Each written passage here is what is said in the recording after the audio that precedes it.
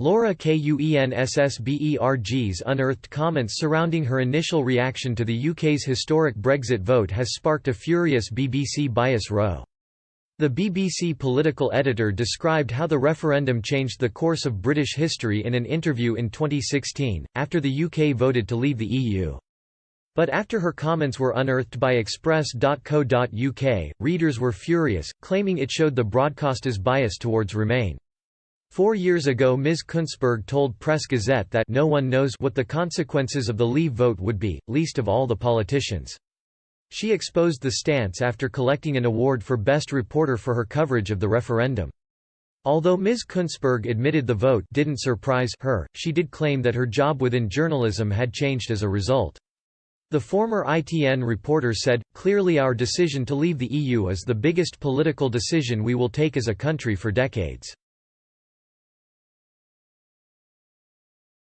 No one knows what the consequences will be, good or ill, and therefore I think most people would accept that the consequences of that are bigger than any choice from the general election, although those are of course huge stories too, and you've seen politicians grapple with that and they don't really know what to do. We are also in an era where the pundit class has been proved wrong so many times that it's okay to be a political journalist and say, I don't know." However, the comments did not go down well with readers from express.co.uk, who criticised her intervention. One wrote, "Not interested in Kuenssberg or what the pro-EU BBC have to say on anything. They tried to stitch this country up during Brexit and held us back nearly 4 years with their pro-EU propaganda channels." A second said, "Well, the people certainly knew what they wanted. On another note, it's about time the BBC funded itself." While a third claimed they loved the crestfallen look on the faces of those that thought we'd vote overwhelmingly to remain.